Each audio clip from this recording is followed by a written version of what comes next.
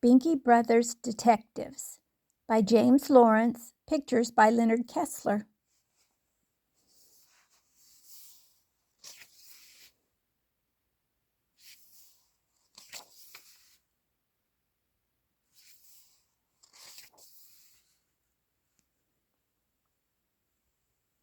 That sign is a mess, said Albert Binky. Can't you even spell right? Who cares, said Dinky. Everyone will know what I mean. Dinky was Albert's little brother. His real name was Norbert, but he was so little everyone called him Dinky. Dinky Binky. Now what are you doing? Asked Albert. Printing my name, said Dinky. Like fun you are, said Albert. I thought up this detective stuff, so my name goes first. You were just my helper. Albert had red hair, so everyone called him Pinky. Pinky Binky. Dinky made a face. You always want to be boss, he said. Never mind that, said Pinky. Mom made the lemonade for us. If you want to help out at the stand, come on. That reminds me, said Dinky. Did Patsy Ann ever pay us for finding her turtle? Sure, said Pinky. I forgot to tell you. Here is your share. He gave Dinky a nickel. Where is the rest? Asked Dinky. Pinky looked down at his little brother. What do you mean, where is the rest? Well, said Dinky, you told Patsy Ann it could cost 20 cents. Half of 20 is 10. Besides, I found her turtle. Look, said Pinky, you are just my helper, so you get 5.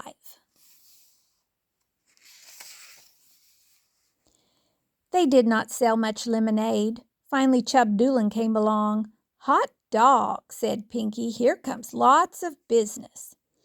Chub could eat more and drink more than any 3 kids on the block. He looked upset. Someone swiped my catcher's mitt, he said. This was bad news. Pinky had to pitch a big baseball game after lunch. Chub was his catcher. Their team was playing the Elm Street Wildcats. How do you know someone took your mitt? Pinky asked. It was hanging on a nail in our garage, said Chub. Now it is gone. This note was on the nail. He took out a piece of pink paper. Ha ha, I have your mitt. Now the Wildcats will beat you. Guess who? What are we going to do? Said Chub. I have a glove you can use, said Dinky, if you let me play. Are you kidding? Said Chub. Your brother throws hard. I cannot catch his stuff with your skinny little glove. Never mind him, Chub, said Pinky. Just leave the note with me. I will get to work on this case right away. Okay, said Chub. He drank 4 lemonades and left. What are you going to do, Pink? Asked Dinky. Don't rush me, said Pinky. I will think of something. Spike Brown and Joe Parker came up to the stand. They were Wildcats. They liked to act smart. Hi, Pink, said Spike. How's your pitching arm? You'll find out, said Pinky. Don't worry, Pink, said Joe. If we hit too many homers, you can let your kid brother pitch for you. That made Pinky mad. Maybe I will, he said. Even Dinky can beat you guys. Spike and Joe laughed. They each had a lemonade. Don't worry about Chub either, said Spike. We will get so many hits, he will hardly need a glove. Spike took out his money to pay. Something fell out of his pocket, a piece of pink paper. Dinky opened his mouth to say something. Pinky stepped on his foot hard. Come on, Joe, said Spike. Dinky held his foot. What's the big idea, he said. That hurt. You're supposed to be a detective, said Pinky. I know, said Dinky. I just wanted to ask Spike how come he knew about Chub's mitt. Maybe he's the one who took it, said Pinky. Ever think of that? He picked up the paper. It was the same kind of pink paper as Chub's note. "See what I mean?" said Pinky. "This could be a clue. Tell the team we can win easy now. I hid you-know-what in the house. Those dopes will never look high enough to find it unless one of them is a monkey. Mel." "Wow," yelled Pinky. "It's a clue, all right." Mel was Melvin Krantz, the Wildcat shortstop.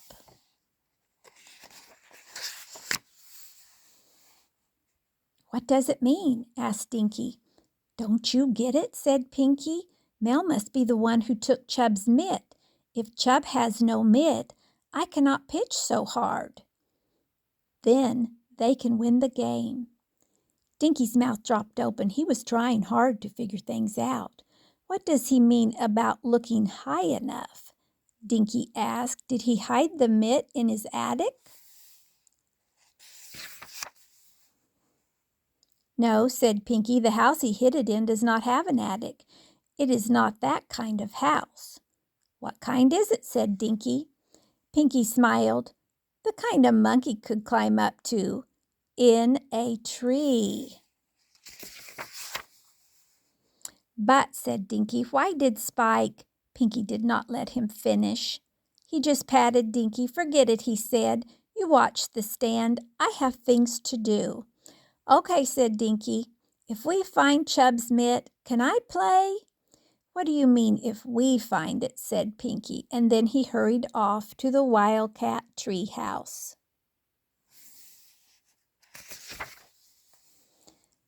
The tree house was in the woods back of Elm Street. A ladder was leaning against the tree. Pinky looked all around. No wildcats in sight.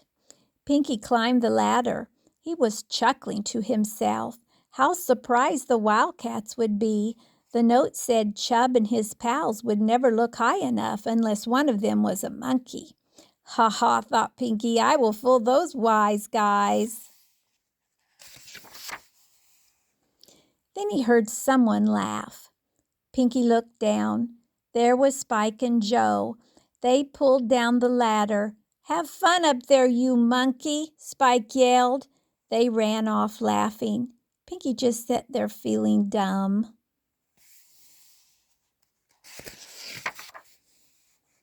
The tree trunk was too big to slide down. Pinky hated to call for help, but what else could he do? So he yelled and hollered. It was no use. The wood lot was too big for anyone to hear him.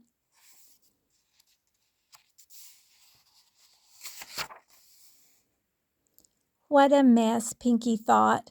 How could his team beat the Wildcats without their #1 pitcher? All of a sudden, a voice called, "Hey, Pinky!" There was Dinky coming through the bushes. Pinky felt like hugging him.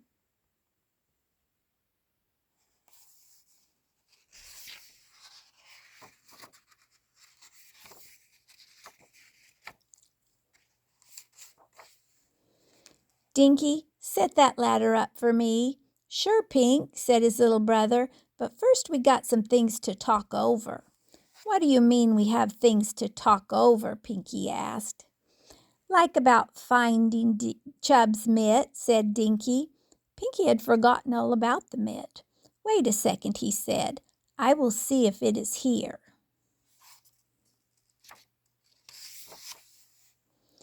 "Don't bother," said Dinky. "I already found it." Pinky stared at his little brother. "Where was it?" he asked.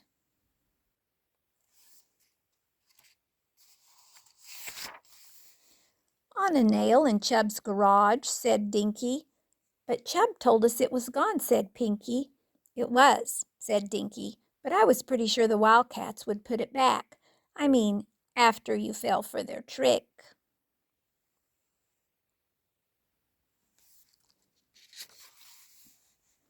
Pinky felt his face getting red. "The note was just a trick?" he asked. "Sure," said Dinky. "I tried to tell you, but you would not listen." "I am listening," said Pinky. "Go ahead and tell me now."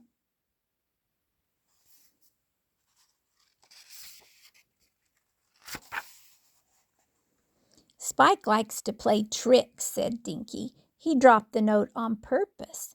Besides, that monkey stuff sounded like a joke. Gee whiz, I never thought of that, said Pinky. It was easy for a good detective, said Dinky.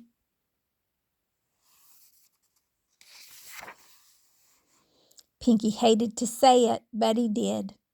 Okay, he said, you win. Now set up the ladder. But Dinky shook his head. Not yet, Pinky.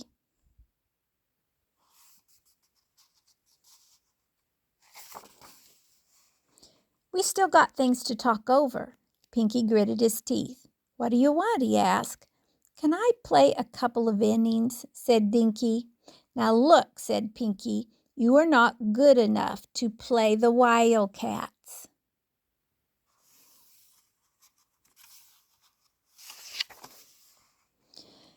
Dinky did not say a word. He started to walk away. Okay, Pinky hollered. You can play. Dinky turned around. How much do I get for finding Patsy Ann's turtle? He asked. So we are partners, said Pinky. We will split 50-50. You get 10 cents.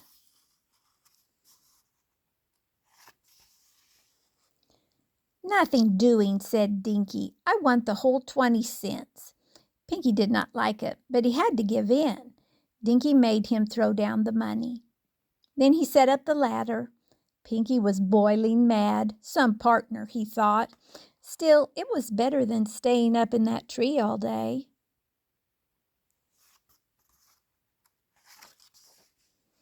So Pinky was able to pitch for his team after all. Of course, they had to let Dinky play a while. They beat the Wildcats anyway.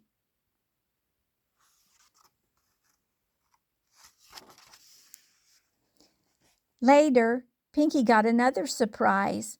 Hi, partner, said Dinky. Binky Brothers Detectives, Dinky and Pinky.